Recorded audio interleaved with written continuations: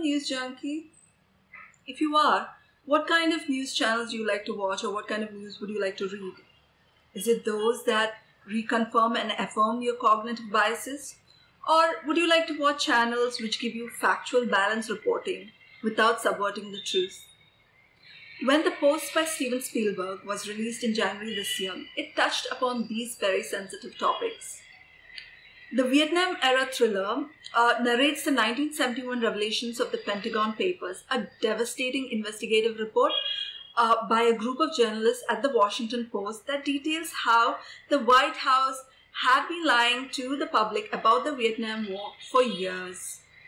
Despite being threatened by legal action from a furious President Nixon at that time, the Washington Post, headed by Catherine Kay, played brilliantly by Meryl Streep, and her editor-in-chief, Ben Bradlee, played by Tom Hanks, decides to run the story.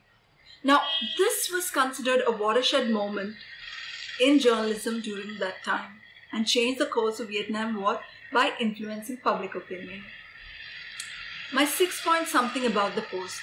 Number 1, if you ask me personally, this movie has to be my most favorite of 2017, if not the decade.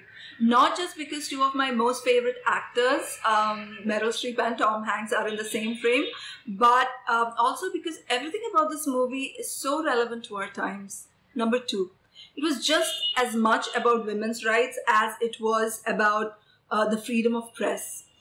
There is this scene, a boardroom scene, where Meryl Streep, in all her insecurity and her quiet strength, is seen, still calling the shots in a room full of men. She simply puts, anyone who watches that scene in awe. Number 3, the most arresting scene of all has to be the one where Kay decides to go ahead with the political expose despite the Nixon administration threat of legal action over a phone call. Number 4, the movie, according to me, totally belonged to Meryl Streep and Tom Hanks. I mean, when these two are in the same frame, everyone and everything simply vanishes. It is such a treat to watch them. Frankly, to tell you the truth, it was my, oh my god, fangirl moment the entire period. I wonder why they hadn't acted in more movies earlier, and I really wish they continued to do so because their chemistry is spellbinding. Number 5, The Post spoke to me about the parallel times we live in, when freedom of press in many parts of the world are seriously under jeopardy. As one major newspaper had put it, to control the news is to control the votes. To control the votes is to control your fate. The press has always been a vulnerable machine. They try to attack it, tame it, and to cage it.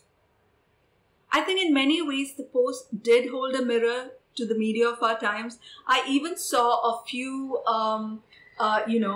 so-called journalists tweet about the movie and exclaim how they loved it and how they were inspired, which to me was really hilarious and hypocritical because there they were going back to doing what they do best, towing the official line, the very next minute. So I don't really know whether the Post really made a difference to anyone who was watching it, but I think it spoke to me a lot of how things need to change in the media today. Number 6, in the end, the movie inspires you to question, to always doubt, to never settle for what is being told to you by the government, by anyone in power, by the media. It's all about your search for the truth. Even this review, question it, because in cynicism is the path towards all our answers.